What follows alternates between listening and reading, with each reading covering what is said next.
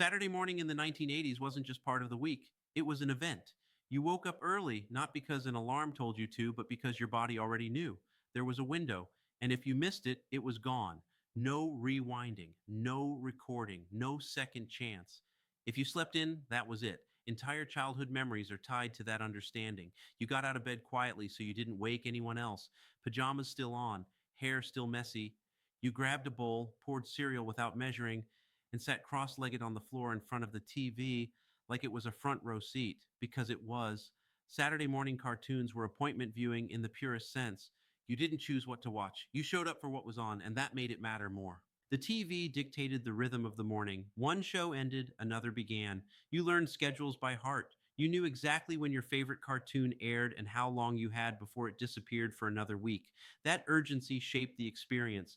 There was no pausing to grab a snack, no scrolling, no distractions. If you got up during the theme song, you missed it. And those theme songs mattered. They were loud, dramatic, and instantly recognizable. Some of them are still burned into memory decades later. You didn't just hear them, you felt them. Cereal played a supporting role that can't be separated from the memory. Sugary, colorful, and absolutely part of the ritual. The commercials were almost as important as the shows: new toys, video games, action figures.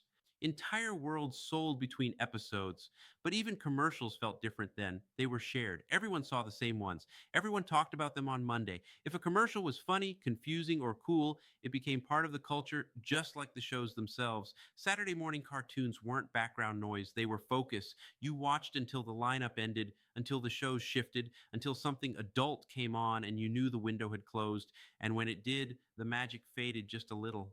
The rest of the weekend waited. What made it special wasn't just the animation, it was the scarcity. The fact that if you missed an episode, you might never see it again. There was no guarantee of reruns, no streaming service quietly holding the entire catalog.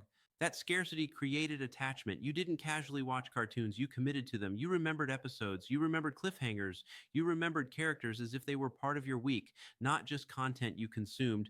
Saturday morning cartoons were also communal in a quiet way. Siblings argued over what to watch, friends talked about episodes at school. Everyone shared the same timeline, the same reference points. It wasn't fragmented.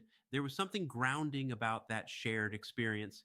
Everyone waking up around the same time, everyone seeing the same shows, everyone knowing that when noon hit, it was over, no bargaining, no extensions. And maybe that's why those memories feel so strong now, because they were earned. You had to be awake, you had to be present, you had to care enough to show up. And when you did, the reward was a few hours of imagination before the world took over again.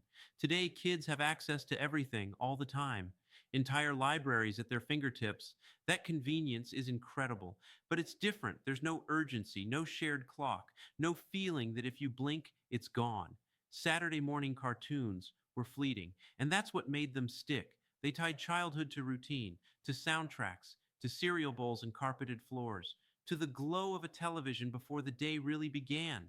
Those weren't just cartoons, they were moments. And if you missed them, they didn't wait for you.